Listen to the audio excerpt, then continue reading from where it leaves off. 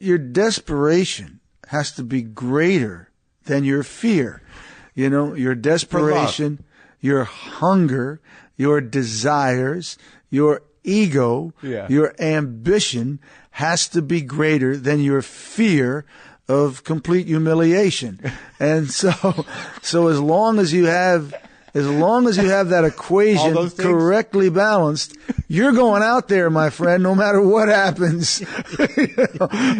Because you have to. Yeah. Those are words to live by from Bruce Springsteen, people. And you can read more advice from the boss and 157 hilarious, smart, and creative people in Waiting for the Punch. Words to live by from the WTF podcast. It comes out on October 10th, so pre-order your copy today and be one of the first readers to get your hands on it. Go to WTFpod.com and click on the book links or MarcMaronBook.com. It's good. It's exciting. I got a hard copy today. Let's do the show. Lock the gate!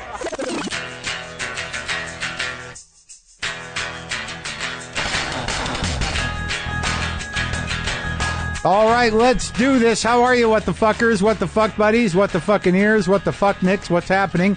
I am Marc Maron. This is my podcast, WTF. How's it going? I don't know how long I can talk because I have stitches in my mouth. I have stitches in my mouth. I have like 4 or 5 stitches in my mouth right now. Got them this morning. I could tell you about what happened or what it is, but it might gross you out, so let's ease into it. I'd like to say hello to everybody down in Florida. If you can hear me, I've been getting emails from people who are listening to the show. It's kind of taking their mind off the waiting for power or whatever. I appreciate that. I hope you're okay. I hope everybody made it through down there, and now the horrible repair and restoration and rebuilding and just getting back to some semblance of reality for a lot of people. Or reality, normalcy, for a lot of people is going to be a long stretch. It's going to be a long haul. I'm sorry you went through that. My mother's back online. I heard from her. She's down there in the Hollywood area, and it was intermittent, hearing from her and wondering how she was doing. I never really texted. I don't text her that much on purpose.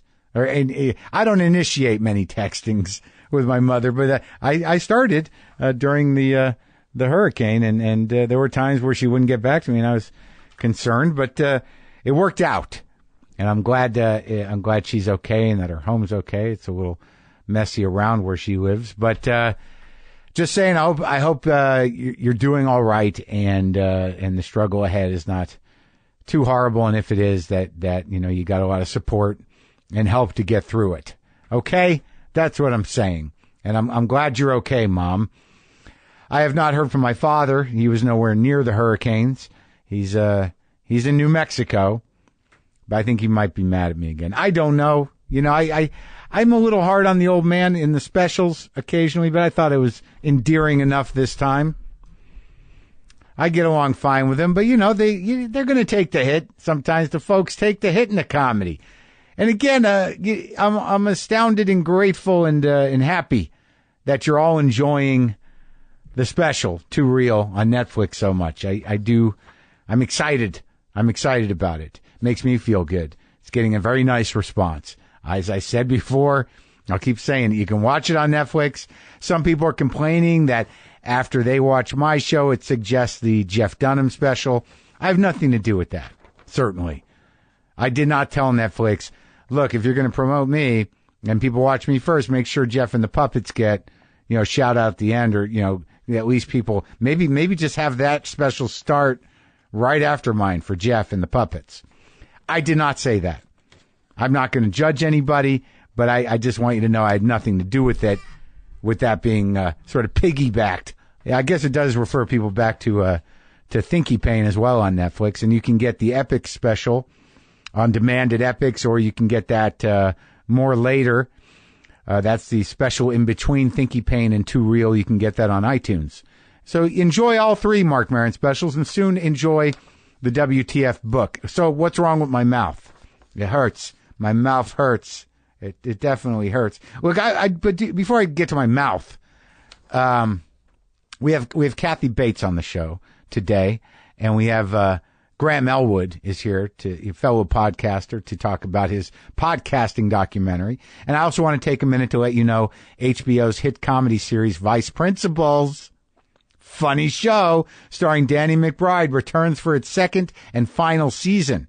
After getting shot by an anonymous person wearing a warrior mask, Vice Principal Neil Gamby returns with a vengeance and ready to find the person who shot him. At the end of the first season, Gamby and Russell had successfully run Principal Brown out of town, but now fully recovered Gamby returns to a completely different North Jackson High with Russell as president. The school mascot has changed from the Warriors to the Tigers, and Gamby's search for his killer and vendetta to find the person who shot him leads him to suspect everyone he surrounds himself with, including his inner circle. Unlike last season, Gamby and Russell are not teaming up to take someone down. Gamby is seeking revenge, while Russell struggles to deal with his personal and professional lives falling apart before he ultimately teams up with Gamby. If all that sounds insane to you, that's only the tip of the iceberg. This is one of the most darkly funny shows out there, and Danny McBride is one of the best. He's great in real life, and he's great on the show. Tune in to the season premiere this Sunday, September 17th at 10:30 p.m., only on HBO. All right? Do that. I can definitely support that show. Outside of the advertisement. So my mouth. Yeah, I went to the oral surgeon today because I don't know. I don't think I ever had one of these things since I've been on the show. And I don't know if anybody gets them. When I talk about them, it's like nobody gets them. A mucocele. What they are is like, I think because of my bites fucked up and sometimes I bite my lip funny, it's basically a clogged or crushed salivary gland that can no longer salivate. So it just kind of fills up like a blister and pops and fills up again. Just a never-ending process. Heals, fills up again. Got to get them removed. Well, I went and I just thought it'd be a quick and easy thing. But this gland, I guess, was huge. And I just thought I didn't know when it was going to stop. Like they took a lot of meat out of my face inside. Sorry if you're eating. They do a local anesthetic, right? And then they just start going at it. You know, there's an assistant. This woman is pulling at my on my lip while the doc, Dr. Gooey is his name, out here in Pasadena. He's cutting away on my inner mouth. And it's going on for a while, and you can see gauze. I can see, bloody things being, pulled up and out and, in my periphery. But then there's small talk.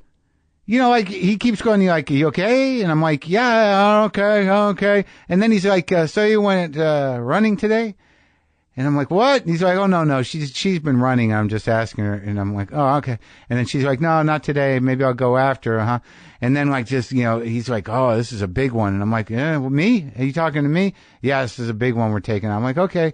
And, but I'm not talking very well. And then he's talking to her about like, "I like your new car. It looks like a good car." And she's like, "Yeah, it fits better in the parking lot here." And I'm like, I'm awake. It was like, I can understand the chit chat when you're under, full anesthetic, but I'm right there. I mean, I it's nice that you guys are talking, but don't pretend you're not cutting my mouth up. Like it got to the point where I'm like, I literally, I was like, are they just going to start being like, "Oh, this guy's an idiot, isn't he?" I know he looks like an idiot. He says he's on television. I don't know if he's really on television. Man, his mouth is a mess, right? Because it was that kind of like, I was one of those moments where I'm like, "Hey, I'm not invisible. I'd like to be part of the conversation. Thank you." So I don't know what's going to happen. I don't know. But I have 5 stitches in my mouth, and hopefully everything's okay because they send them out for a biopsy, and, okay. So we'll see. Ugh. I have good things going on in my life, but they're just right when you get a bunch of good things going, it's like, don't get too happy. Be afraid of this. So look, Graham Elwood, he's been making this movie for a while. It's Earbuds, the podcasting documentary. It's now available on iTunes, Google Play, Amazon, and many other on-demand platforms. I hadn't seen Graham in a while. And this was actually a lovely conversation with Graham Elwood about the movie, about other stuff. And it continued into the house where it got even heavier and more intense. But we left feeling elevated and that we had bonded and that we understood each other. Maybe you can get a glean. Maybe you can glean some of that from this discussion. I didn't tape the one in the house. This is me and Graham Elwood.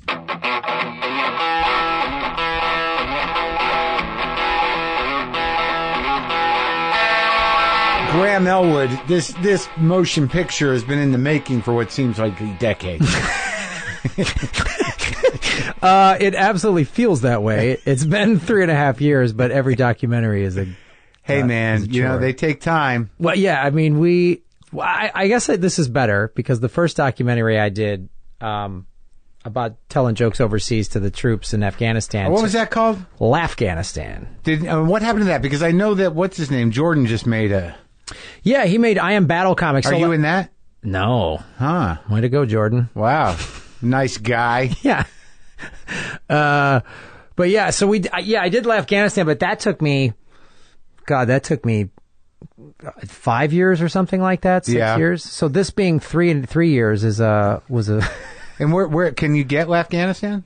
Yeah, actually Afghanistan. So Comedy Dynamics, who's distributing Earbuds, is also distributing Afghanistan. So Earbuds is available now on everything, and Afghanistan will be available like on Amazon, because we were just selling it like at Comedy Film Nerds for a while, for several years. Just hard copies. You have and we sold downloads. Yeah. But then Comedy Dynamics goes, Graham, you want us to sell your other film too? And I'm like, well, I don't know. I don't know if I give up those 12 downloads a year we're selling at Comedy Film Nerds. So we put infrastructure in on the site to make it a pay site for this.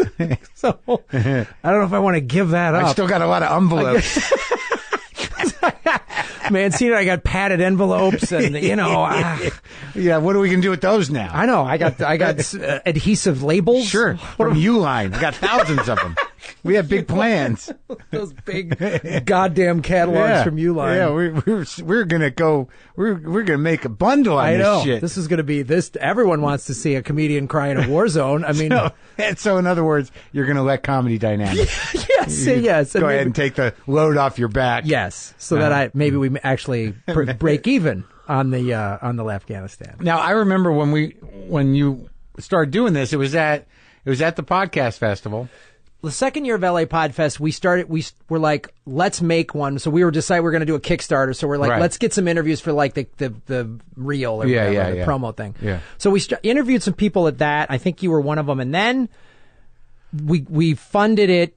The Kickstarter, we raised $140,000. Oh, you did a reel for the Kickstarter. Yeah, we did a reel for the Kickstarter. Yeah, exactly. A Kickstarter reel. And we raised $140,000. That was February of 2014. Right. And then we shot that whole spring and summer, and then that third year of the festival, that's where we got some other interviews with you as well. But we got interviews with you at two festivals in a row. Sure.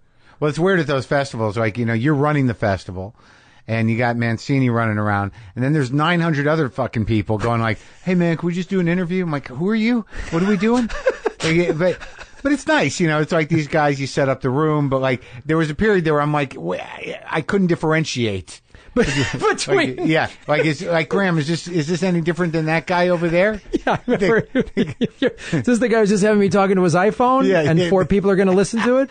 Or is this like a real thing? It's a real thing? Or I remember that, because we have the at the festival, we call it the lab. Yeah. So anyone. Yeah.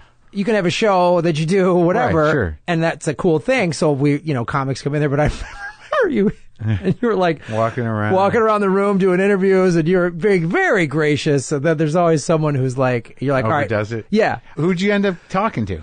We talked to everybody. It was I got to tell you, making Earbuds was such a cool journey. We interviewed Joe Rogan, we interviewed Aisha Tyler, we talked to Todd Glass. And we wanted to show the connection between podcasters and fans. As you know, that's how it evolved. It was originally supposed to be a podcaster, or was it always supposed to be about the podcaster and the fans, or was it just about podcasting? Well, it was initially going to be about podcasting, and then we were like, well, because you've gotten the letters from fans. Oh, I know. You got me through a tough time, right? Yeah. And so we tracked some of them down. Oh, you did? And then we also wanted to get the sort of big moments. Like we interviewed Todd Glass about coming out on the show. Sure. And why he picked this show instead of Comedy Film Nerds. We could have used the goddamn downloads. What an asshole. You've known him longer than me. What the fuck? You guys are better friends. Come on. But no, he made some great. I gotta say, I learned so much from the podcasters. It sounds weird because people would you, Aisha, Joe Rogan would articulate things, and I go, oh God damn, that's right. Like you said, you got to show up for people. Like pick a time and stick to it because you're like people are start to count on you, right? And you're like, oh boy, and there is a like, oh God, we got to release something today.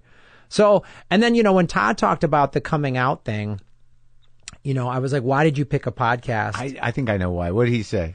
He said, like if I'm doing a 4-minute, if I'm on panel on like Jimmy Kimmel, there's no environment to do that, and I'm not big enough to get interviewed by Barbara Walters. So. Right. But I also think he wanted to get it, one and done. Like he wanted the entire community to know, like mostly the comics and everybody, so he wouldn't have to email he wanted him being out to be out there in our world, right? So he wouldn't have to do any follow up. It was just done. One foul swoop. I think there's probably I'm sure there's some truth to that. Yeah. And also too, I remember I was working with him in Vegas before he recorded it. Uh-huh. And I remember we were like in the car, and he was like, I got something, and I go, you're gay, and he goes. Well, huh? I go, yeah, come on. Oh, he was hedging? He was hedging, like he didn't, like, I've known him a long time, but like a lot But did you know? Yeah. I mean, you go I went on the road with him a fair amount. I guess that would, yeah. A guy's either complaining about his wife or girlfriend or trying to get laid. Right. Not Todd. No, I wasn't doing either one of those things. And there was never I just met this girl. I got this crazy thing. There was none of that. So I was just like, he's probably gay. Yeah. And I didn't give a shit. Yeah, right. Sure. But you didn't bring it up either. But he didn't bring it up. You didn't bring it up. I didn't bring it up. But so then he was in the car and he goes, yeah, I've been talking to Mark. I think I'm going to, I go, I said to him, I go, look, I'm a straight guy, so it's easy for me to go, just say it. Who's going to give a shit? What do I know? But I said, I think you'll just be happier once you say it. And he says it. He says in the film, he goes, I felt lighter. And he goes, I don't know what the fuck Mark does, but he just knows how to interview people and just make you feel. And then you guys were very cool. We used some clips from it, and it was just good. So the way you went into it, it was awesome. So it was really good. Who else did you talk to? Dave Anthony? We talked to Dave Anthony and Greg Barrett about when they were doing Walk in the Room, and Greg broke his sobriety and started, that's in the movie? Oh yeah. Did he tell the story about the dog pills? Yeah. Oh yeah. Yeah.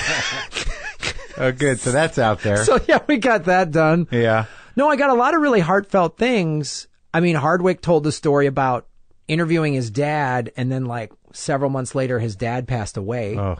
Yeah. And the response from the podcast community about that was really powerful.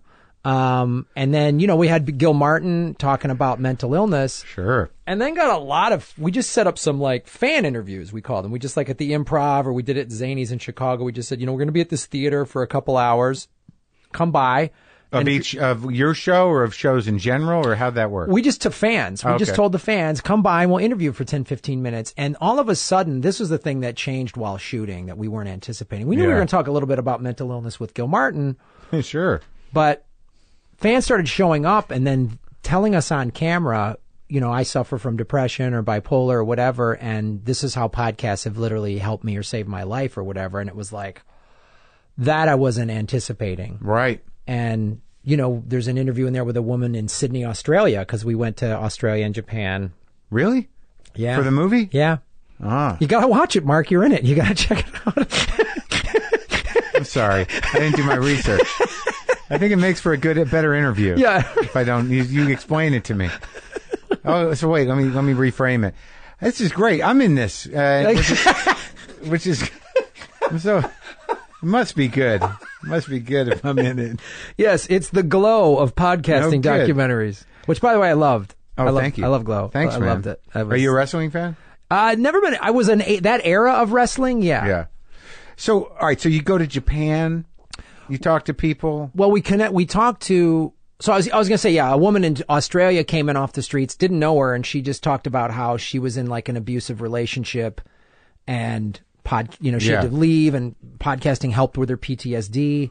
And then we interviewed, What is it exactly that they point? Is it like just the constant companionship, the talking about the people talking about themselves on podcasts? Like, cause it's like there's something about, hearing conversations about real shit and about struggles and all that really, makes you feel less alone. What did you find after talking to so many people was the thing? Was there one thing? Well, it's that. It's a lot of things. It's what you just talked about. Yeah. It's the real conversations that are had, but also the technology and how they're delivered. Yeah. Because, most people are listening on like earbuds. Yeah. So we're literally talking in someone's. Oh yeah, you're right in there. It's different than like if you're in your car and you're listening to talk radio, even if it's a profound conversation, it's still, there's other. Right. You got other things are open. Yeah.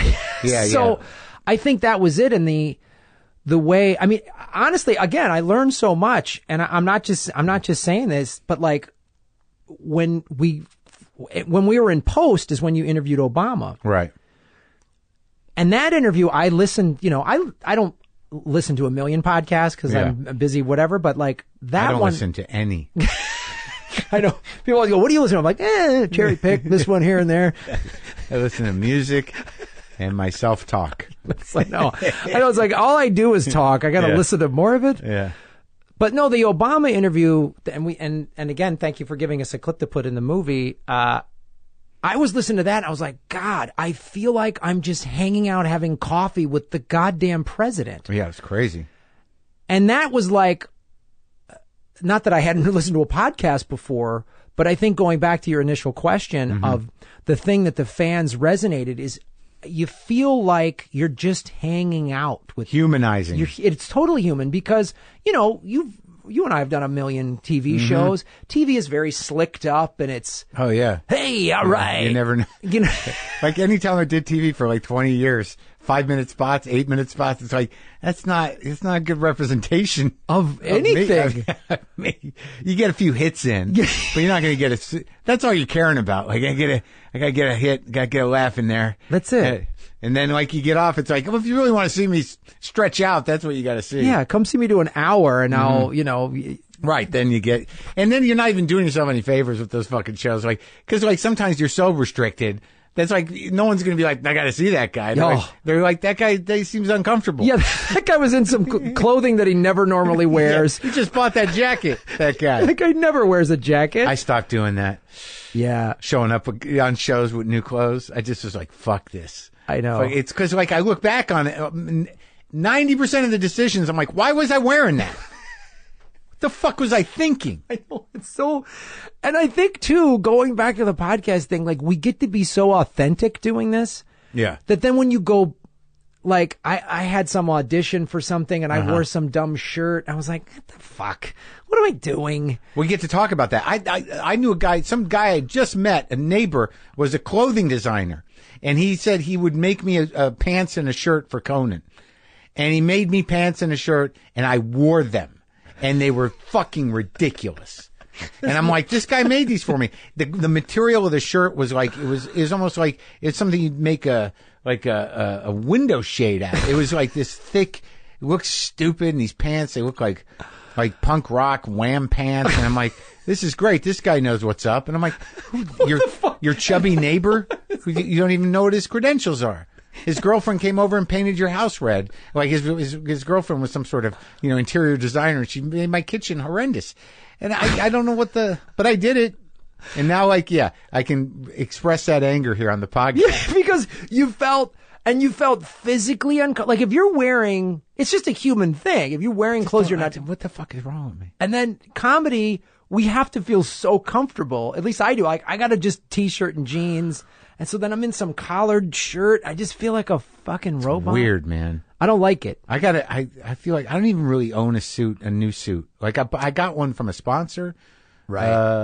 Whatever it's called, the Indochino or whatever. Mm-hmm. But I haven't really worn it yet. But like, I don't have a reason to wear them. Is this what we're talking about? I guess this is what we're talking about. Do you have a suit? I have a suit, but like a new one? It's 10 years old. It's like from Men's Warehouse. It would look like a kid on picture day. Like, I don't, what am I going to wear a fucking suit? And then if you do a show where you got to wear a suit, like if you on a regular as a show, they'll buy you suits. Yeah, they'll buy you suits. I swear to God, dude, 5 or 6 of the suits I have are from a game show I hosted in like a VH1 game show. Never mind the Buzzcocks, which shot 13. No one saw it. Thank God. It was like 1999. I have them. That's when all the game. I hosted 2 different game shows back then, late 90s, and I did 300 episodes of TV.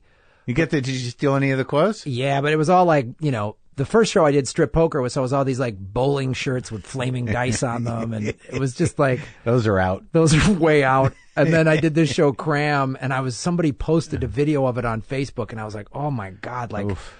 Khaki pants, some awful haircut. I was just like, this is a disaster. I was so lucky that no one has video of that thing. It doesn't even exist. Mark, we got to find it. I try. If somebody find copies of Nevermind the Buzzcocks, which is a British show, I hosted the American show. It was during the brief reign of when Zach Galifianakis was the image guy for VH1. There was this brief period where he was like on buses and everywhere. He hosted this weird game talk show thing. Yeah, where he would like go to grade school. I remember him doing all this weird shit. And then the other show was my show. And I didn't even understand the show. I didn't understand the rules of it. I knew nothing about it. But I did get some good suits, and I was violently ill during the entire time we shot. How many episodes did you do? Like, we did like 13 episodes. And they were game shows, so we could do like 2 in a day, right? So it was like a week or 2 of the shooting. Yeah. But I just had diarrhea, and I was like sweating, and I was like, my weight was way down. I was like too thin, and like, so the suits don't even fit. Of course not. So they're all baggy on One you. suit fits all right. The suits don't fit me now because now I'm like regular weight. A Burberry suit, I think, still holds up. Oh, wow. That's the fucked up thing. It's like I wore that on maybe my last Letterman. Like I kept wearing those fucking suits. You'd only do it on Letterman. That was the one you had to do it on. I never got any of those shows, so I just was like, I did, everything I did was like Ferguson or whatever, where you could just, I think I wore, when I did do those shows, it was when I was doing the game show, so I would wear some ridiculous bowling shirt. Yeah, this is good. Someone bought it for me. Yeah, I didn't dress myself. My first Letterman, I went out and bought a Calvin Klein suit that was shiny. The fuck was I thinking? A shiny... I'm wearing a fucking shine. I'm like, this looks cool. And it doesn't. No, it's too big on me. It's so stupid. Oh God, I had my hair was all sort of spiky. Yeah, Vince Vaughn-ish, kind of slicked up, and it was a lot of makeup too. Thank God for podcasts. Oh God, I mean, it's just fantastic. So the humanization thing, it helps people. Yeah. It connects people. So this is really like a kind of an homage to the not only the medium, but the fans and what it does. Yeah. It's more emotional. Some people, they hear podcasting documentary and they start getting bored because they think I'm just going to talk about RSS feeds or something like that. I really wanted to show the human connection, and I wanted to show how all of us, like people who, especially in LA, who were like comics for a long time, that embraced it because of the empowerment of it. But then like the fans and the connection, like, we had a fan at Comedy Film Nerds, this housewife from Japan, and we would talk about her on the show. We'd call her Japan Japan. Yeah. And then when the earthquake hit there, all these fans reached out to her on Twitter, like, hey, are you okay? Are you okay? And she tells us the story of going through that, and these fans listening to podcasts when, they were like, I just had some podcasts downloaded on my phone. The power was out and I had to walk through Tokyo for 8 hours to get home because everything was down, and your podcast got me through. And just like all this stuff where you're like, really? Just me and Chris Mancini talking about, getting mad at a Transformer movie is like matters to somebody? Getting you through the earthquake? Like me yelling at Michael Bay for being a bad director. I find that does. It's like it just takes people's mind off of shit. Yeah. Yeah. And it was so literally now we're like friends with these folks in Japan. It's been the coolest journey, not just podcasting and doing the LA Podfest and then the movie Earbuds is like, it's really it's changed my whole sort of view of the world in a lot of ways. I think that the war zone, the first documentary did too, because being in war zones obviously changes your view. But this was like, I didn't think podcasting would matter as much. Right. Like, I remember doing a bunch of tours with Scott Kennedy in Iraq, and an officer said to us, whenever you guys come through the fire base and do shows, the suicide rate drops. And I was like, oh, wow. Really? Oh, yeah. So I just always sort of, put the war zone shows as sort of up on their own, like nothing would be that powerful. And then doing this documentary, I'm hearing people tell me very similar stuff of like, your podcast helped me. I was gonna kill myself, and I loaded up a bunch of comedy and you're just like, God. Yeah, I get some of those. You don't know whether like, am I supposed to? I know. How do I? What do I do? I know. Like if it's like I was gonna, that's fine. If it's I'm about to, you're supposed to do something. Like, just like, like one time we called the police, but there's no way to track where the person is. But a lot of times people just need to write shit down, But it is nice. It is great. It is a community, and it is like, it does do something. You know what I mean? It does help a lot of people because everybody is so goddamn separated now and isolated in a weird way. And, I'm glad you did it. And, by the time I put this up, I will have watched it. So I'll go ahead and say, this is a really good movie. You did a good job with it. That's kind of meta. It's like reverse meta. Yeah, this was great. I'm saying this because I'm going to watch it. Well, that's good. I hope you don't have to go back and edit and go, oh boy, Elwood made a fucking he made a real silver suit out of this one. I'll drop this in. And then afterwards, I'm like, man, was I wrong? That was me projecting the best. No. Yeah, I'm glad you did it, and I'm glad to be part of it. Yeah, man. Thanks a lot. It was a cool thing. And again, like where's it available? iTunes, Amazon, everywhere, like video on demand, your cable. Good. So Earbuds, the podcasting documentary. Thanks, Graham.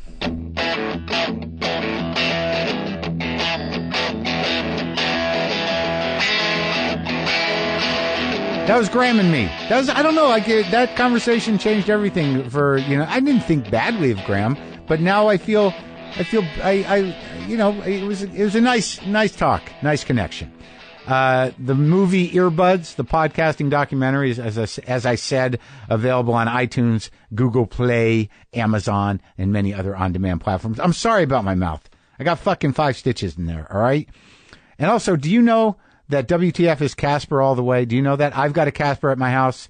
My producer, Brendan McDonald, he has a Casper. And now we've got my assistant, Frank, on a Casper. And that means we're all well rested and feeling good about going to bed. For those of you who don't know, Casper is a sweet brand that created a premium mattress and sells it online for a fraction of what it would cost in a store. Their business works by continuously developing their mattress using feedback of nearly 500,000 customers, me being one of them. In fact, their San Francisco research and development team recently created a proprietary foam that relieves pressure and increases airflow.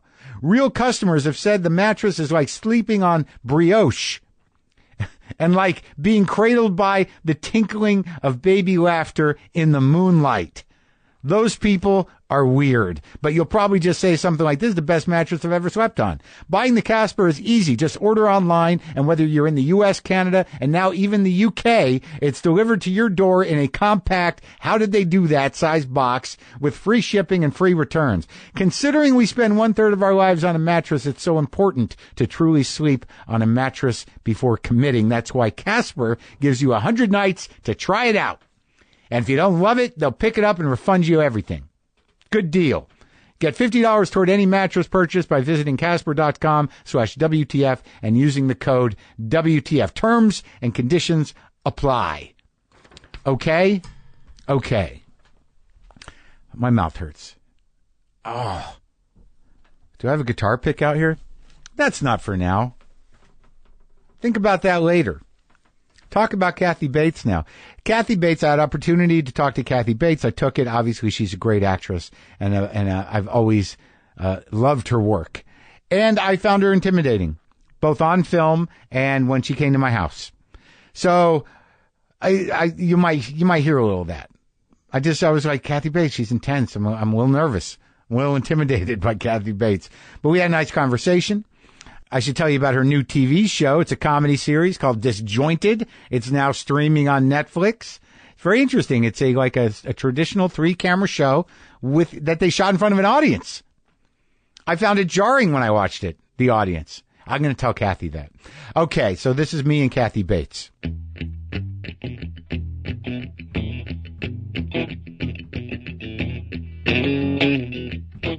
Nice to see you. Nice to see you too.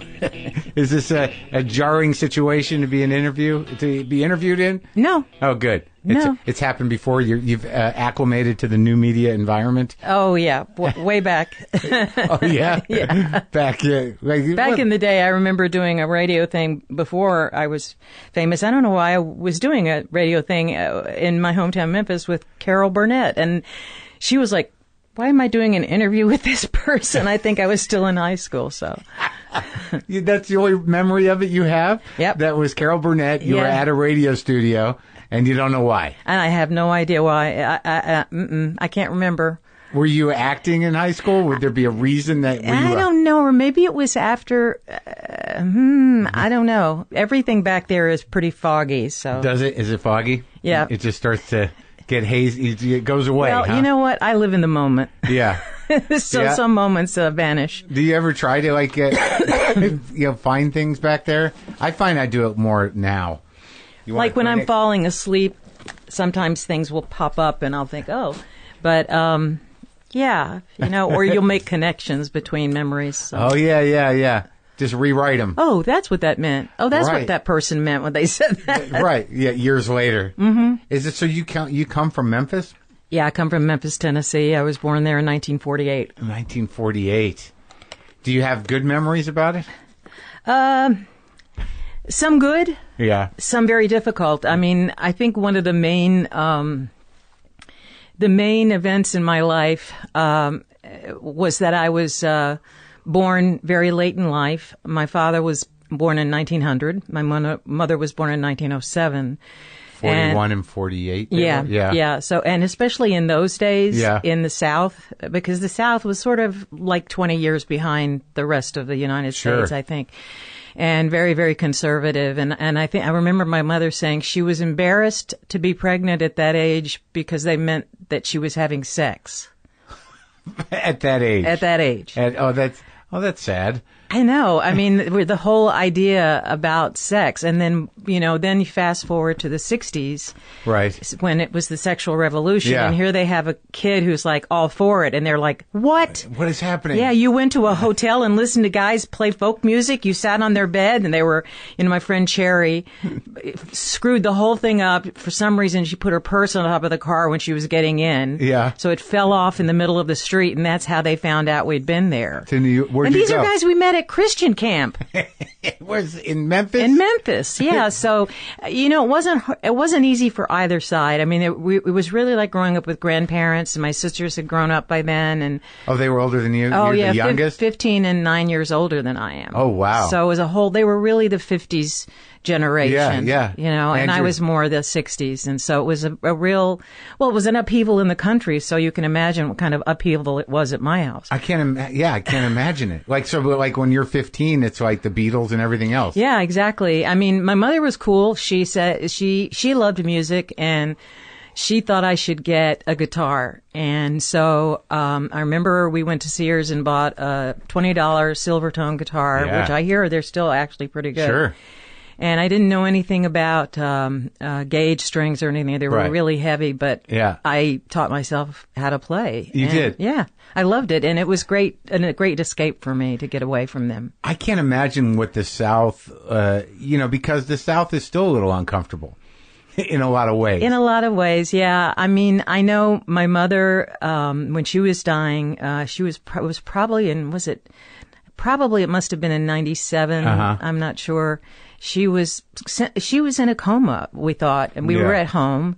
And so I was playing some of Ken Burns' music from the Civil War. And she was fine until they played the Battle Hymn of the Republic. And she started to shake and go, no. Yeah. So that's the kind of, when I wanted to go to New York, it's like you're going to go up there with all those Yankees. So it was still very much Yeah. You know, and in some ways, look, a lot of people have been writing about that nowadays, that it's really, the Civil War is still alive and well. Yeah, well, clearly. Mm-hmm. There's a bit of that going on. It's a little frightening, but I imagine that, you know, these kind of rifts don't, in countries, that's just going to be there. It was always there.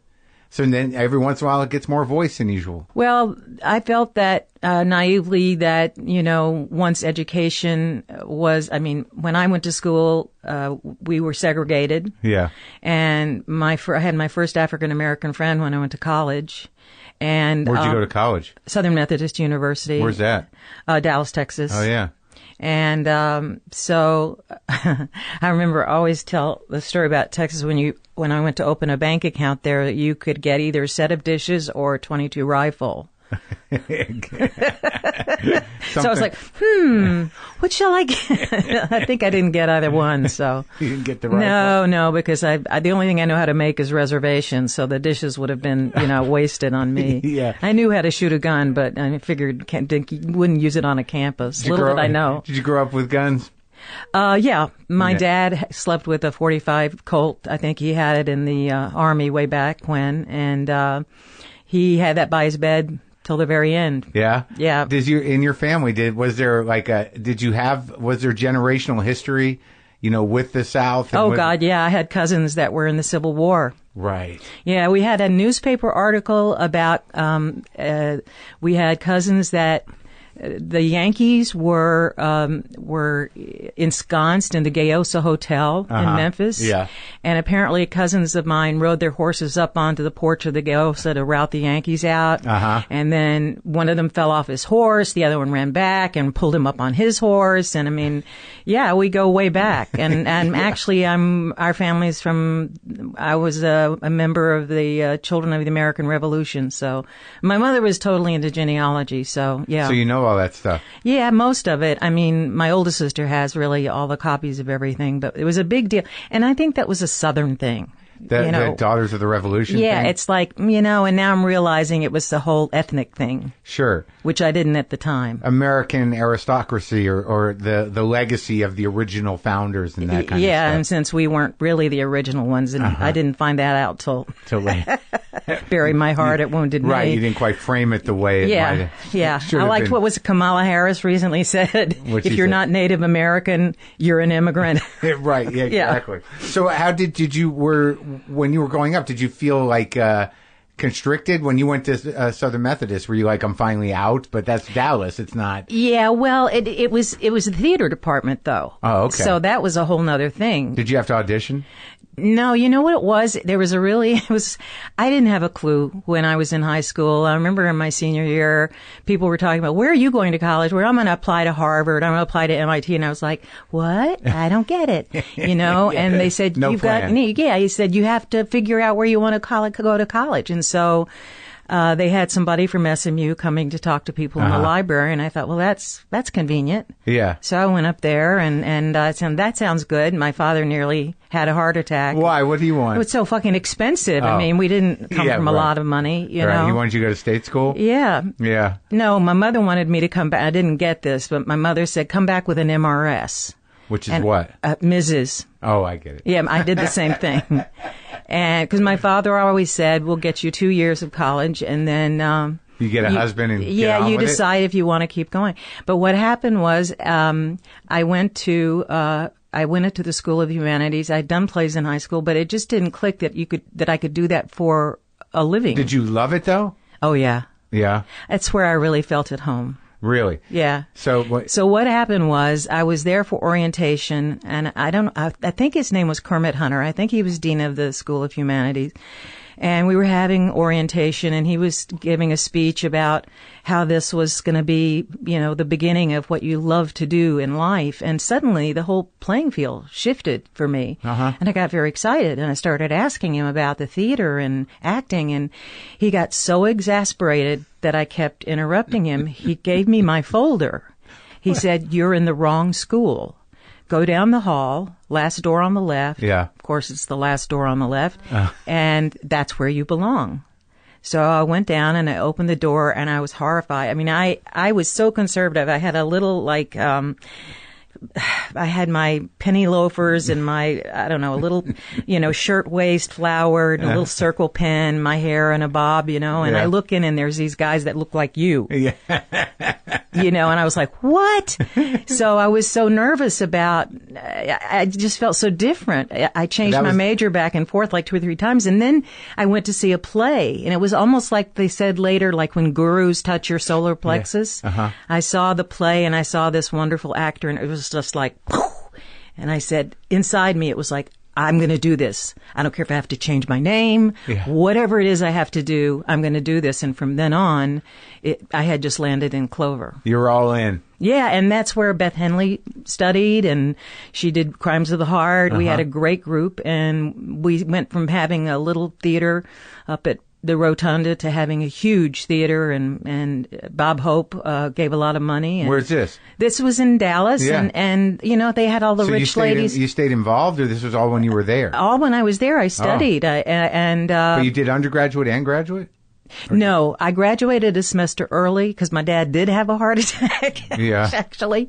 But I had gotten extra credit doing theater up the coast from here in Santa Maria at the John Hancock Center for Performing Arts. So we got 8 hours credit each summer. So I had enough credit to graduate a semester early. And I went to New York and, bunked with my friends and college. After college. And so do you remember what that first play was? Queen Esther and the Yellow Ganders. That was it. Yeah, and the actor I saw was Garland Wright, who was brilliant, and he actually directed Jack Hefner's play Vanities off Broadway in 1975, which really gave me my start. And then he went on to replace Levi Chule at the Guthrie Theater, and has since passed away, unfortunately. In Minnesota? Mm-hmm. They have a good theater scene up there. Oh, yeah. For many, many years. Yeah. It's a very, kind of rooted thing. Yeah. It's serious theater. Yeah. Well, I mean, so you do all this work with, so there's a lot of hippies around? Oh, God, yeah. Beards, and the teachers too?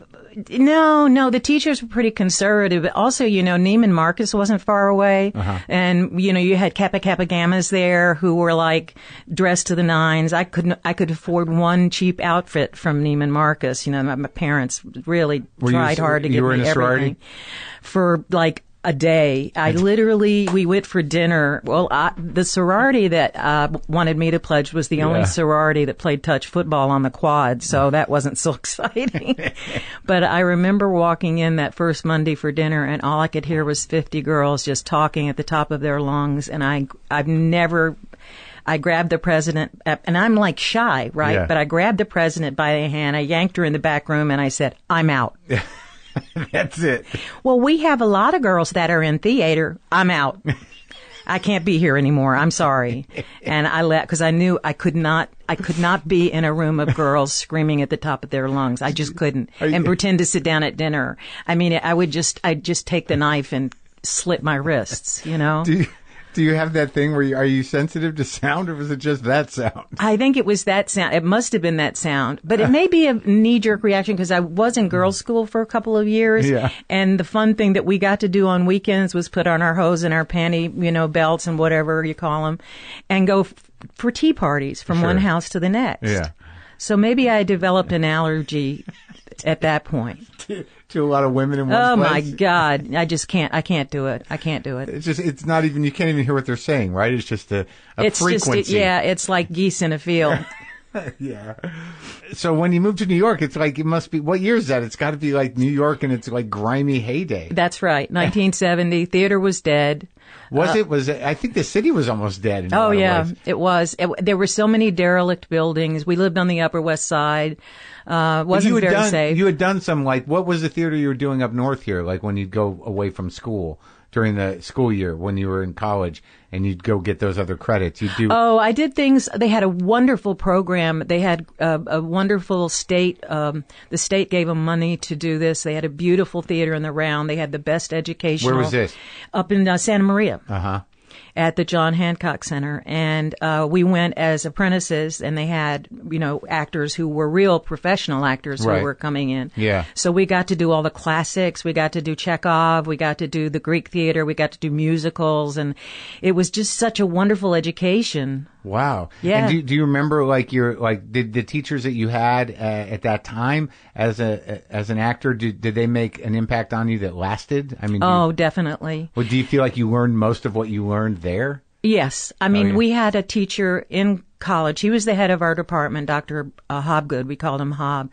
And they were what I neglected to tell you before is we went from just a regular college, theater department, which was, we'll go once every Monday, Wednesday, Friday, to a proper conservatory by the time that I left. Right. And so they had movement, voice, the whole 9 yards, that period all happened styles. While you were there? All happened while I was there. So and it was from these rich ladies, the oil ladies in Texas who were very involved in the arts, and they were very supportive of the campus, the Meadows Art School. And it wasn't just theater, it was everything, Oh, really? Oh, yeah. It was a huge complex. And now they have I think it's called the Meadows Museum. It has the largest collection of Spanish art outside the Prado. And then the Bush Library is there. So you said, did they make an impression? So the Hob would be the first one, I think, when he sat us down and said, this is going to take you 15 years. It'd be just like if you were going to be a doctor or a lawyer. You've got to learn your craft. He said you've got to, intern. You've got to go out and develop your fan base. Was he right? Yeah.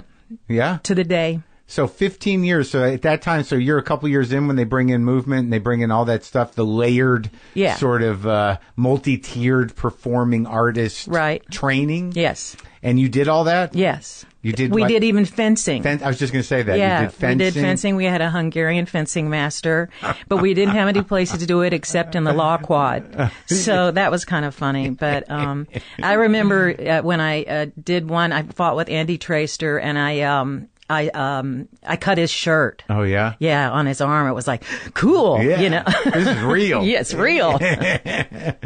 So you did dancing and movement and all that stuff? Yeah.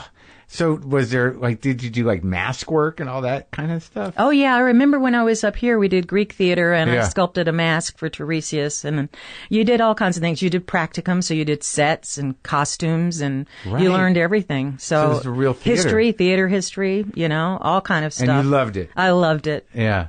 So when you go to New York, what are your expectations? They were very high, and that was some kind of a mountain to fall off of, I'll tell you. But what was it like when you got there? Well, it was terrifying. I'd never been on a subway, and seeing the subway come in was just horrifying. And I just didn't. It took me such a long time to adjust to being there. I can imagine, because it's really grimy at that time. I watched the first episode of David Simon's The Deuce, which is this James Franco thing about porn in 1971, and they're showing Times Square in 1971. And I have vague memories of it because I was a kid when we visited, but it was filthy and scary. Okay, well, I'll tell you what we did. Yeah. We took those burlesque houses and turned them into theaters. You did? We created Theater Row. The Lion Theater Company, Playwrights Horizons, all these different groups now. And on 42nd Street. Yeah. No, I've been to Playwrights Horizons. I've been there, yeah. Yeah, that whole thing in fact, we did a play, Vanities, that I mentioned, and at the beginning we're getting dressed, and some old guy stuck his head in the door looking for the burlesque house, and we had to say, no, we're doing a play here, no, we would go to these cold rooms and rehearse, and we were passionate. How did that evolve? What was how did that come together, the movement that did that? Just sort of organically. I mean, I think, came from college for us because Garland, as I spoke about, we ran that department. He did, and Jack. They just let us run it because he was so innovative, and he directed so many wonderful productions. In Texas. Yeah, they'd go to New York, they'd see the great plays, and they'd come back and do them there. Yeah. And they were wonderful, and so the same thing happened. They continued that evolution. We did Music Hall Sidelights, which was a little-known novel by Colette. It was beautiful. He did Kafka, which was about Franz Kafka. And they did it in all these different spaces along 42nd Street. In New York. So he came back from... So you knew him from Texas. He'd come back. We were all there. And so, right. So you were... So there was a crew of you. Yeah, there was a whole crew. We were called the Texas Mafia, but... Who were they? Jack Hefner, who wrote Vanities, Garland, Gail Forsyth, who worked for a milliner, very famous costumer milliner there. Who else? Roseanne Gates. We all shared an apartment. Roseanne became an agent. And then we all were supported, too, by going down to the Humana Festival in Louisville, Kentucky, which supported a lot of... That's where Beth's play opened. Yeah. And when I was in the original production of that. Yeah. So you're all in New York. And so, I would imagine that at that time, doing theater in those spaces was thought of as pretty experimental, right? Yeah, we really had free reign to do our own. Are you all right? You getting the cat allergy thing going? No, I'm just, my nose is dripping. Anyway, excuse me, I'm sticking my finger at my nose. They were more the ones that were really engineering it. Right. And I was just lucky to be a part of it, to be in the different shows and stuff. And I mean, we do crazy things. Like Jack had one of the first plays that Jack wrote before Vanities was called Casserole. Yeah. And it was about a kid who's been to New York and he comes back to his little town. Yeah. And it's the same thing. His family just doesn't get him. Yeah. Well, we had no place to perform it. Yeah. Right? Yeah. So there was a performance going on at one of those little things there. And so John Arnone, who was also into set designing, he was one of our group, they made a quilt. Yeah. That flew in right before the other stage, the other set. Right. So we could perform in front of it. Yeah. There were always ingenious ways that they came up with to do things for little or no money. It's sort of great. It's great. Because you got that training doing big theater and knowing the ins and outs of all elements of theater, and then you take those skills and just apply them to whatever space necessary. Yeah, and Hobb and Jack Clay and Clayton Karkosh and so many of the professors there were really responsible for taking us seriously, but also giving us the skills to do what we needed to do. So your first, when did you start doing film and television? Well, actually, the first film I did was with Milos Forman. He was in New York and quite, it was sort of an odd thing. Gail, who I mentioned, who was one of my roommates and the milliner, she was also a gourmet cook and she was friends with John Guare, the playwright. I know that guy. Yep. And he's still around. Yeah. And Milos was making his first American film, and apparently he had gotten into a really shitty deal with one of the big companies and ended up with no money and had to do it with another company. And so he got John down there to help him rewrite the screenplay. And they had no money. So Beth used to go down there and cook for him. Yeah.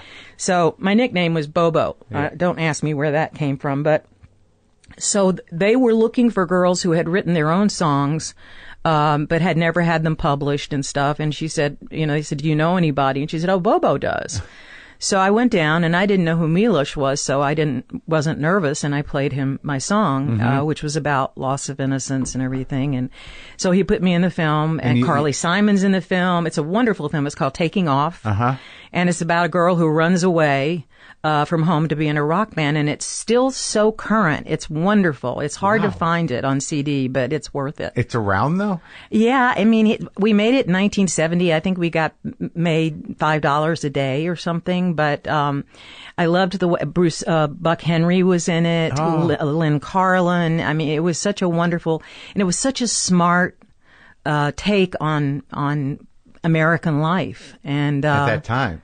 Yeah, but it was also, it's about, living the dream. Yeah, but it's also realizing these people who were so worried about marijuana and rock and roll, and they invite the guy over and he's making millions and millions of dollars. Yeah. And then they suddenly get the perspective on, and it was how everything was changing then. Right. Yeah. The business of being a hippie. Yeah.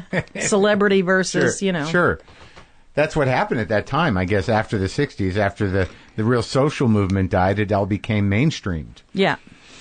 But were you surrounded by, troubled people and drugs and weirdos and freaks? Or were you pretty insulated with the working folks? Well, I finally got a job at the Museum of Modern Art. I got jobs as a temporary, secretary thing.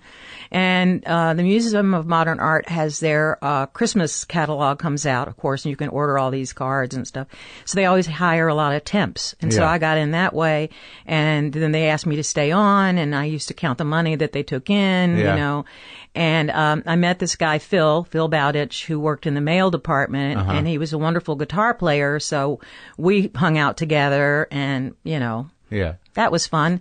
And but we tried playing the guitar together, and we went around Fat Black Pussycat and a couple of other places, But I was not nearly as proficient on the guitar as he was. So, but you used to sing? Yeah. Yes, I did, but I doubt I can do it very well now. Although, with my show, I do sing a little bit on our show, Disjointed. Disjointed, yeah. And actually, Chris Martin donated.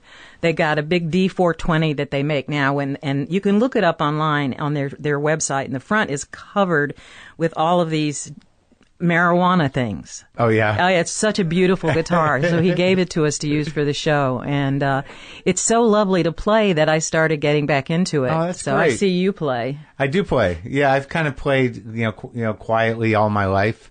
I don't really play out that much or anything, but I like to do it. Yeah. It's great. It's a great thing to have. Yeah. For me, it's like meditation, really. Yeah. I'm starting to get back into that. Actually, I bought a Collings acoustic, but then I found this thing I love to buy. I love to go to this shop in New York. Yeah. And I found this really cool guitar called the Moonstone Eagle, I think. Uh-huh. Beautiful. It's shaped pretty. like an eagle. Yeah. Oh, really? It's really beautiful. Wait, Electric. Oh, yeah? Yeah. Are you going to get it? I got it. Oh, you did? I got it with a Princeton reverb, good, so. Good. Yeah, so you're jamming. So I'm ready, man. I'm ready. You putting a group together? No. The group I'm putting to is the disparate groups that are in my head and my fingers. Pulling them all together? Yeah. Did you continue to study acting, or was that you were done once you got to New York? That's interesting too, because after Vanities was a success in ’75, I came out here. That was your big break on theater. And I came out here, and I just decided that I didn't know enough yet about what I was doing, and I thought that it was a little shallow out here, that I felt. Was too business? No, it was, it was something I couldn't perceive, but that part of it I couldn't. But I remember testing for Three's Company, and it was just not my thing at the time. Now, here I am doing a sitcom, so I have to eat my words. But back then, I really felt it was the wrong step. So I went back, and that's when I started working in Actors Theater, and I felt like I needed to continue to evolve as an actor. And by doing that, you practice. What's Actors Theater? Who Actors Theater of Louisville was John Jory's company. Okay, so that's where you started. And back in the 80s, that was in New York as well? No, that was in the early 80s in Louisville, Kentucky. Oh, when did you do Straight Time? Oh, Straight Time was out here, actually. I did that in '76, I think. I kind of like that movie. I thought it was a great movie. It's great. It's great. I watched it not too long ago. It's a very kind of a tough story. I know. Yeah. Well, and Eddie Bunker, I remember him coming to the set. It was his story. Oh, okay. And I remember it was the first day that he had never been wanted by any law enforcement. In his life. But I remember him leaning up against the refrigerator, and then he was just gone. And his cigarette ash got longer and longer. So I guess he had, was doing a little celebrating there. Yeah. Little opioided celebrating. Yeah. And how much did you talk to Dustin Hoffman at that time? We talked a lot. Yeah. He was great. Yeah. He loves what he does. And, I remember him taking me by the hand and saying, "There's the camera," But I also remember being on set with him, and they turned around to do my part in this dinner table scene, and I got really nervous. And I had the presence of mind to say to him, "I'm really nervous. What do I do?" And he said, "Can you hear Owen setting up the shot?" That's Owen Roisman, one of the best guys in the world. And I said, "No." And he said, "Well, listen." So I started focusing on what was going on. Yeah. And now it reminds me of a very famous quote by Konstantin Stanislavski. "The secret to an actor's creativity is the object of his concentration." So I concentrate on the other actors, I concentrate on a prop or whatever it is, and that's my focus. That's where I get my creativity. Like when I worked on Fried Green Tomatoes, Jessica Tandy gave me my performance. It's a high wire act. And when I was sitting there with Dustin, when I relaxed, he knew. And he said, "That's it." Yeah. You know, I mean, he's just so supportive. And I did a little movie with him a couple of years ago, and we were talking about. We remembered the audition that we had together. You know, and for a Straight Time. Yeah. Yeah. Oh wow. It was cool. It was so cool to see him. And we had done another tiny thing with Dick Tracy, and he had just won the Academy Award for I think it was for Rain Man. And he'd been up all night long, and he had to do all this makeup. Sure. And he had in his hand the Shakespeare of Merchant of Venice. And I thought, Jesus Christ, man, this guy, all he wants to do is be in it. He's just in it. He loves it. Oh yeah. And was that inspiring? Yeah. Yeah, when you work with somebody like that you've admired, and you see what they're really like when they're dealing with the craft, or with Jessica Tandy, or people who have maintained their joy in the craft for years and years and years, it inspires you to keep your light bright and, and keep going. Yeah. So. The craft. I guess because like I've done some acting recently, and it's interesting because once the cameras go on, there's a lot of downtime in between cameras going on, cameras going off. So to maintain that focus and to really look forward to that moment, I mean, that's what it's all about, I guess, huh? Yeah, you don't socialize. No socializing. No.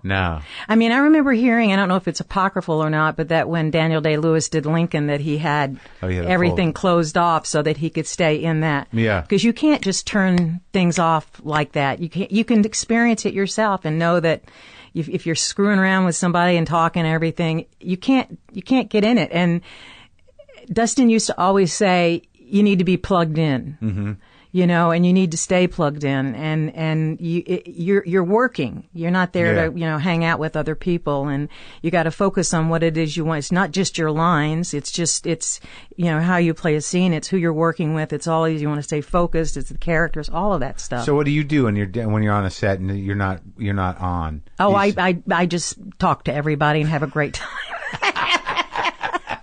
No, I try not to. I try to stay off in a corner if I have to. Do you? Yeah.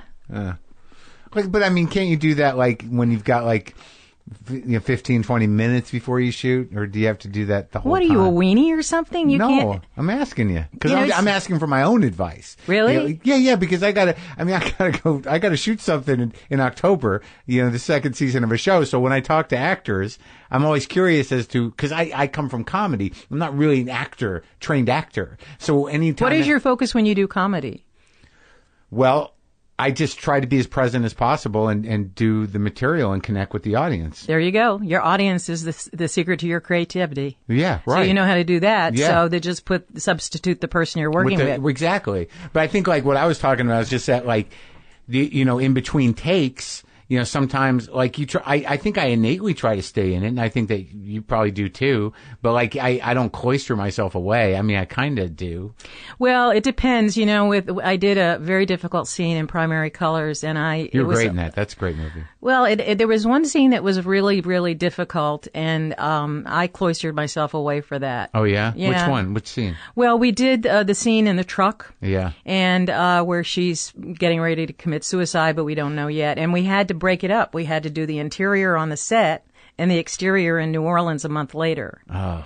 So that was kind of tricky, yeah. And you have to do it from a bunch of different angles. Oh, that's right. So I really cloistered myself, and it was Mike Nichols, who I love so much, and I'm just, God rest him. I wanted to do super well, and it was an A+ production, and I mean, not that you don't want to do everything great, but it was especially important to me with that caliber of work and the script by Elaine May and Emma and everybody. It's just I wanted to rise to the occasion. It was a wonderful part, and I wanted to do it right. It was a great part. Yeah. I remember now. It's a heavy scene. Yeah, it's a very heavy scene. Yeah. So that, you've worked with a lot of great directors. Yeah, I've been lucky. I've had some bizarre directors and bizarre projects. I mean, you look back and it's called making a living, But you worked with Altman real early on, right? And was that, how was that? He God rest him. He was a real character. Yeah. He was tough. He could be very tough. He could be very caustic. He knew exactly what he wanted. Cher was in the play with us, and Come Back to the Five and Dime. Yeah. And he thought we were going to do the play at night and shoot the movie during the day, and I just said, "Are you out of your fucking mind? I said, and he was very upset that I was against it, you know, but we shot the movie in 4 weeks on a soundstage, and just, you know, it was punishing. But that was after the play was over, so. Did he let you, people tell me he lets you watch the dailies and you can see stuff. Yeah, you have a big party. Yeah. He shoots French hours, you know, and then no break for lunch. Right. But then he has quite a spread and you all go in and watch. It was kind of funny. That's nice, right? Yeah, it was very fun. Oh, good. Did you do soaps? Very, very early on, I did. When you first started out in New York, right? Yeah, you know, it was okay. It wasn't my cup of tea. Oh, good. That would have been a whole different career. Yeah, it would have. It's just like I wasn't pretty enough. But you just had like occasional episodes where you do this stuff? Yeah, we just did. You know, I played a dyke in prison with. God, is that on PC now to say dyke? You can say what you want. Okay. Well, she was. Say it with love. She was a dyke. She was in prison, and she was the nemesis of Erica. You know, I'm gonna take my jacket off. It's fucking hot in here, man. All right, man. Okay. So, so let's talk about. I just read something about you won the Oscar for Misery, big career changer, right? Yeah. I mean, I remember going to a party. I lived not far from. Ned Beatty. Oh, and I remember going into his house, and the minute I came in the door, he put his hand on my head like a preacher and went, "Heal! Heal!" Because, you know, after you win an Oscar, you never, you know, work again. I think that has changed, but, it was hard to get a good part after that. Really? Yeah. Well, that's crazy. Well, you know, when you think about it, though, it's very unusual for a woman to have that kind of a lead in a movie. Unknown. Yeah. You know, unattractive, really fucking nuts. And, you know, it's very unusual to have that. So I was very lucky. Yeah, I just read something that Stephen King, that your character was a physical manifestation of his cocaine addiction. Are you serious? Yeah. Well, I have to, hold on, I have to process that. Hold on, I'm going to read the quote.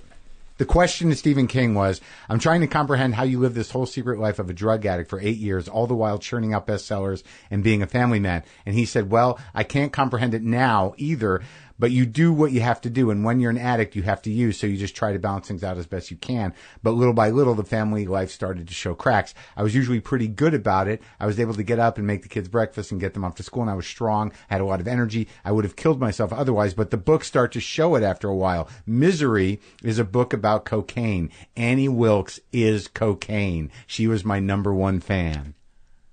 Wow. Wow. What do you think of that? Liar, liar, pants on fire. Because there was just an article in The Guardian about him, and I remember he refers to Annie as Scheherazade. You know, and then he realized he's Scheherazade, having to come up with all these chapters every time for her. And that he also looked at her as being a bee, like a queen bee. So maybe all of that is really fucked up. Sure. Cocaine-like images. Yeah. Does that change the way you see her in retrospect? I gotta wrap my head around it. It's kind of hard, right? Yeah, I gotta do some thinking about that. Wow. What was the process of that, working with James Caan? He's one of the funniest people I've ever met in my entire life. That's good to hear. Yeah. Funny, great guy. He's doing so well these days. He was, you know, it was the worst thing to ask Jimmy to do was to lie in that bed. Yeah, because he wanted to be up and around. He's like the most. I think he can do every sport in the world. Yeah. And so they actually hired a guy to play basketball with him so that it could keep him active and keep the blood going. Really? Because he hated lying in that bed. Yeah. But my mother loved him in the movie. She said it looked like he was watching a snake. He just was like, he wasn't sure where she was going to go next. Well, that was one of those great things to see him work like that. Yeah. Because that was one of those career changing. You know, you never saw him like that. No. To be that vulnerable and that, out of control and scared. And he's a wonderful actor. He is. I always loved him. Yeah. Especially as they get older, they seem to have less invested in the image. Yeah. And they can kind of work differently. Well, see, that's what I like about working as an older actress, and that's why I sort of, more than one reason that I scoff at ageism, because let's face it, the more you do it, the better you are. What did Mel Gibson say? Just when you have it figured out, you're not good looking enough to do it. You know, but thank goodness, you know, on shows like American Horror Story or whatever, Ryan's always, you know, loves movie star actresses, you know, but actresses, really wonderful actresses. I think one of the people that he interviewed first as a young man was Bette Davis. Uh-huh. And, of course, he did that wonderful Feud last year. And you had a part in that, right? Tiny part. Yeah. And, but I just thought Jess and I thought Sarah, Susan were just wonderful. Yeah, it's great. Yeah. That was crazy. Yeah. But see, being older like that, yeah. I just think it's like good wine. Yeah. Well, I mean, or good tequila. How are you not going to get better? You know, when you get comfortable and you get deeper and your wisdom is different and your, you know, whatever you go through in life kind of informs, you know, your craft and how. As long as you stay humble.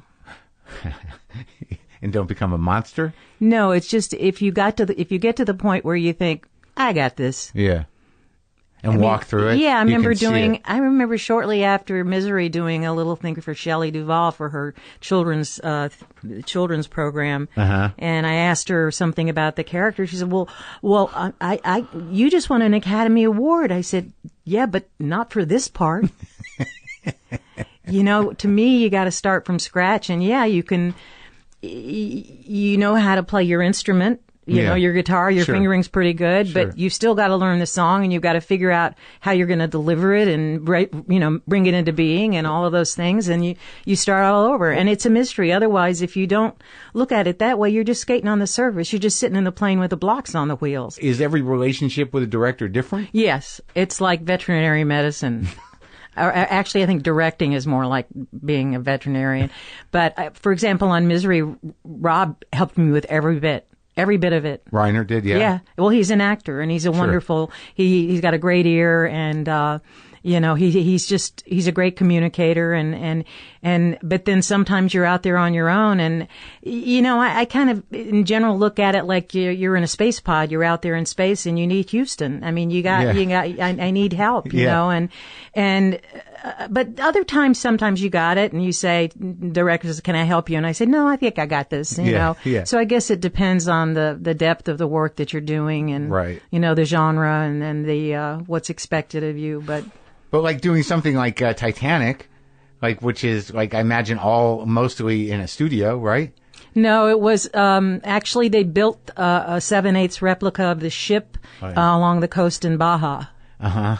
So you're out there in the water. No. We were up on the promenade. Uh-huh. That was a trip the first time going up in the elevator and then opening the door, and it's 1912.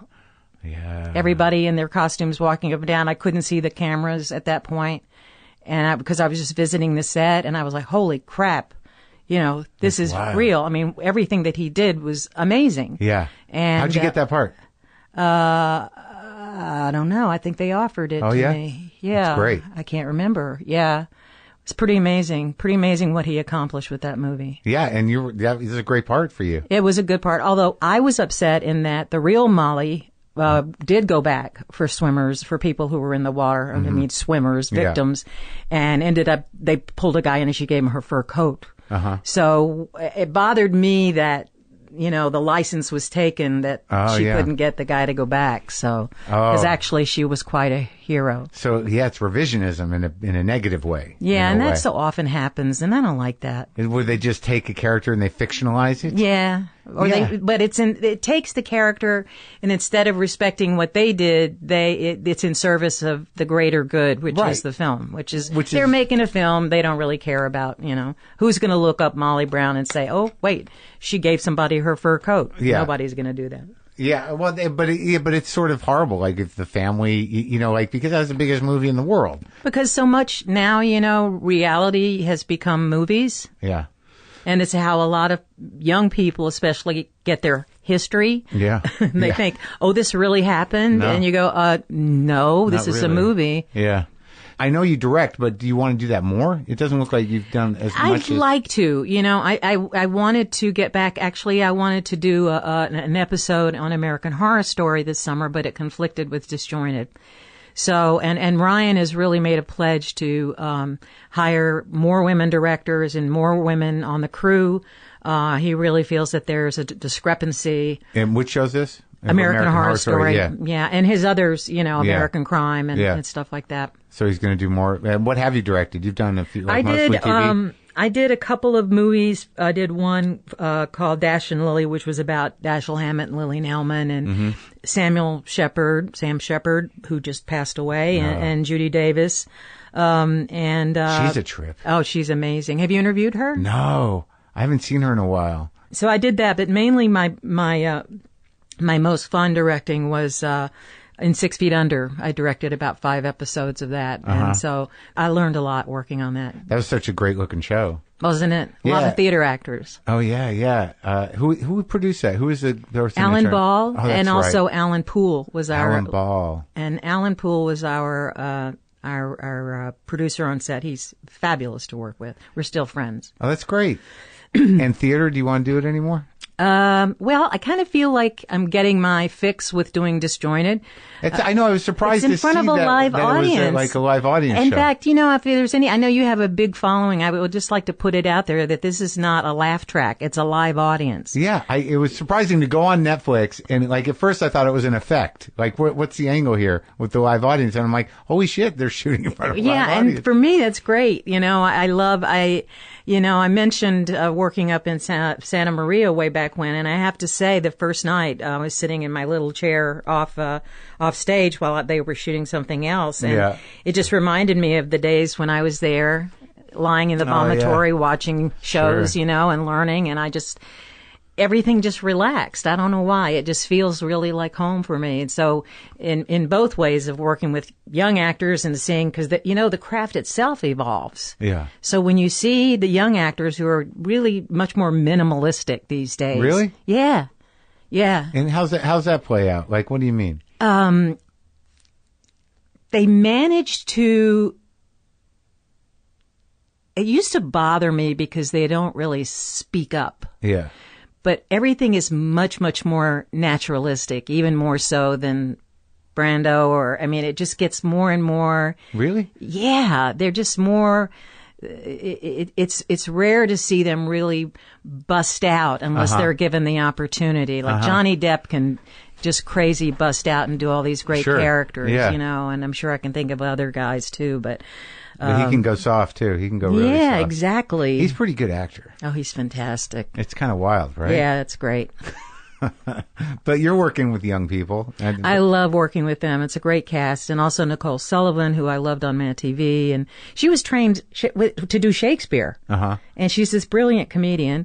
Tone Bell, who's a wonderful stand-up. Chris Redd, who is also wonderful. He and Betsy Sidaro, these guys, especially Chris and Tone, they travel all over the country and do their act. Yeah, I don't know them, but you will. Yeah. The show is like it's a shtick show. I mean, it's jokes.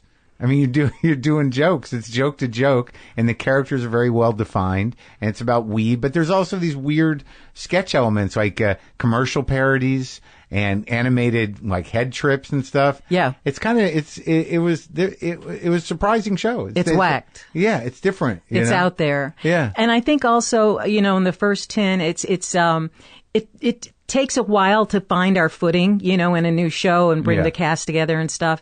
And by the last 10, I think we're really firing on all cylinders, and the next 10 that are coming up, which we've already shot, that are coming up in April, are just off the fucking charts. Oh, yeah. Oh my God.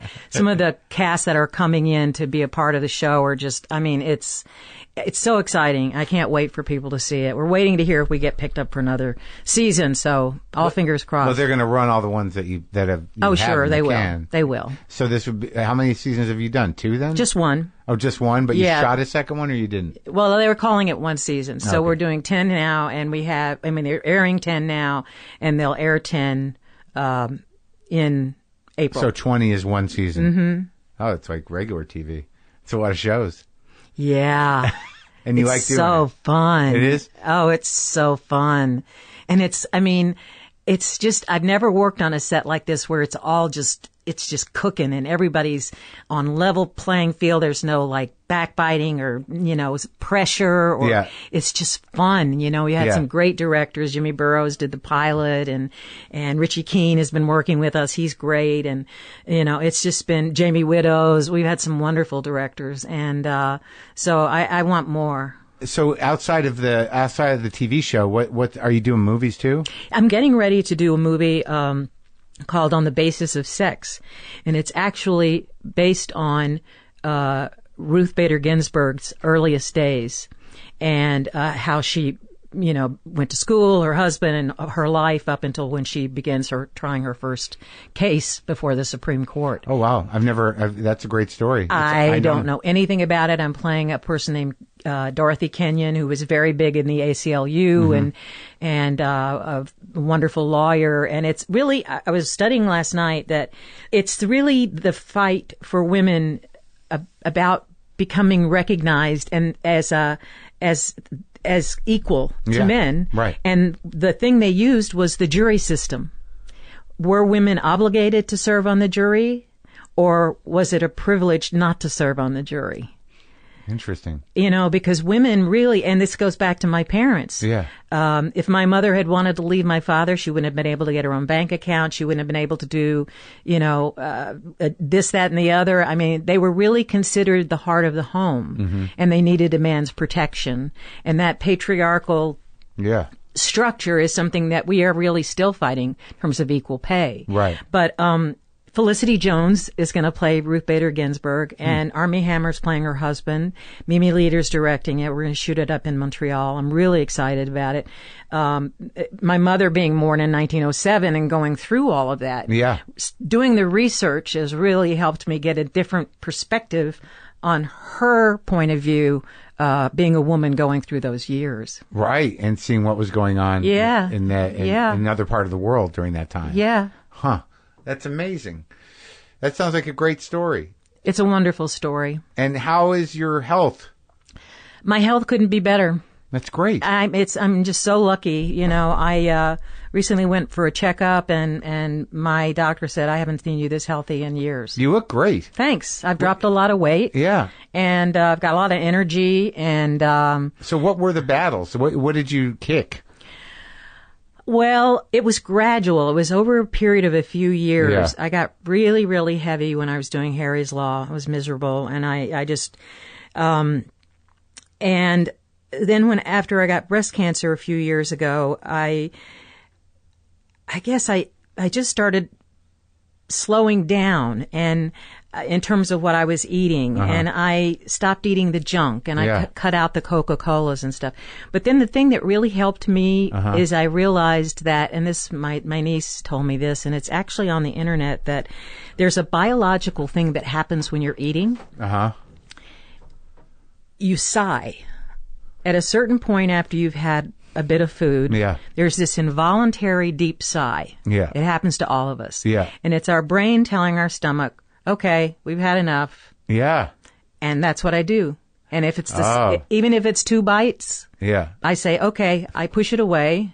So it's not time to plow ahead. No, it's not time to plow ahead, so to speak. And then early on when I was doing that, I left the plate there thinking, okay, if I get hungry, I'll eat some more. But then I waited maybe 5-10 minutes and I didn't want anything. Oh, that's good. So that's what I've been doing. And now I realize it's called mindfulness and all this other stuff. And so that's what I do. And the other part of it is consistency. Yeah. And that's what's been different for me is like this last year doing the show because, craft services is always there. I'm the only person who didn't gain 10 pounds. Yeah. Oh, you really? Oh, so you held the line. Oh, yeah. It was the first time in my career. And I don't know why it's been so late for me to get to this, but it's great. Better late than never. And cancer free for a long time? Yeah. Oh, that's great. Yeah. Congratulations. Knock wood. That's great. Well, I'm so happy we talked. Is this it? No, we don't. Well, I'd like to talk more. Do you want to talk more? I want to say something. And I prepared for you. No, I prepared for you. Did I screw up somehow? I thought you might get into what's happening, in terms of politics and stuff. I'm ready. So, I've really stayed out of it. Yeah. Right? Mm-hmm. But after the last few days with the DACA. The decision with DACA coming down, I would like to, I know you have a lot of listeners, yes, and I would like to send a message to them. Okay. To send to their representatives, to Congress, and I'm happy to do that. President. Yeah. And this is from the Merchant of Venice. Okay. Act 4, Scene 1, the quality of mercy. And I'm not going to try to do it like a British actor here, and I'm going to even tell you what it means, because I bet a lot of people don't understand Shakespeare. But I try to. I've had Ian McKellen sat right there and did Shakespeare for me. Well, and see, I got it. All right. Well, of course you do, because he can't. He gets it. So I mean, I get it. I'm not judging you, and I can't do his accent. I love him. He's brilliant. Talk about developing your craft. Well, I'm just talking like I don't always register. Shakespeare's difficult for me. All right. Well, I can give credit to. I looked up also No Sweat Shakespeare, which is online, and it tells the translation in modern day. Okay, so I'm just going to read part of it.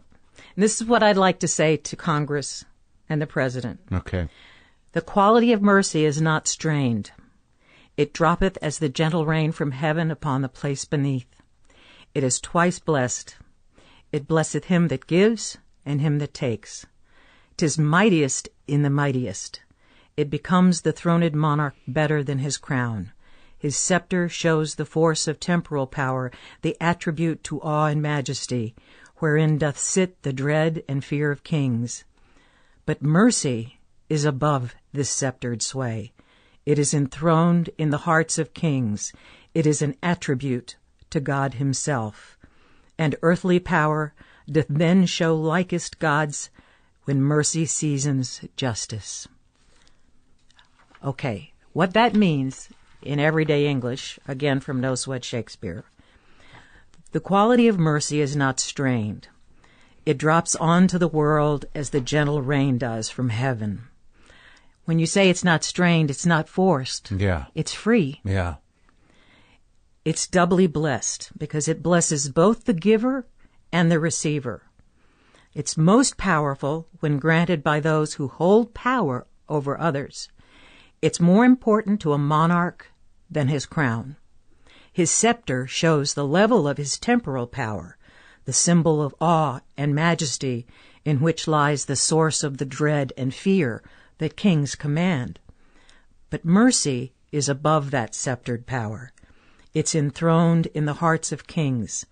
It is an attribute of God himself, and earthly power most closely resembles God's power when justice is guided by mercy. I'm just like sick every day of what's happening, and it's just heartbreaking and scary and awful. And I hope that something like that could get through to people. I've been trying to find a way to not buckle under that fear that many of us are feeling now. Every day. I read the New York Times. I read all kinds of things, and it's almost like I don't want to read it, but I need to know what's happening. Sure.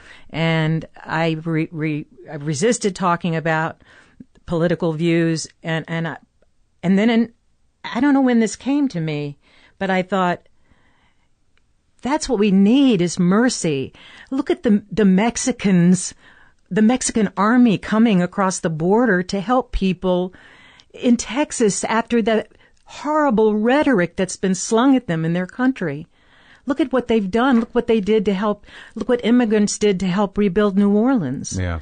We need to be merciful to one another and be compassionate because we're all in the same boat. We certainly are. And it's just like the polarization and the intensity of the rhetoric is so brutal that, like, when you just go out and you see what other people do and see who they are and what they're made of, really, then that's where you see it. You can't be distanced from it. Well, I wonder, I once went back to SMU. I was given an honorary doctorate, and it was an honor to meet Gloria Steinem. I've talked to her. She's nice. She's amazing. Yep. And I remember I gave my speech, and I could only talk about it from my point of view. And it was at the time that Bush was going into the Middle East, and it was really scary. And but my mother used to always say, you can't judge someone until you've walked in their shoes for a moon, And so I talked about that, and afterwards I asked Laura, I said, did I do okay? And she said, it was very subversive.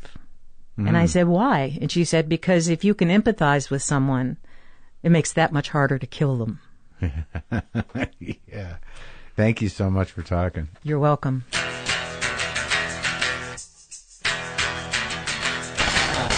All right, that went pretty well. It was an honor to meet Kathy Bates, to be honest with you. I want to remind you that HBO's hit comedy series Vice Principals, starring Danny McBride as Neil Gamby, returns for its second and final season. After getting shot by a person wearing a warrior mask, Gamby returns with a vengeance. Gamby's search for his killer and vendetta to find the person who shot him leads him to suspect everyone he surrounds himself with, including his inner circle. Tune in for the season premiere this Sunday, September 17th at 10:30 p.m. only on HBO. I want to play guitar, but I got to find a pick.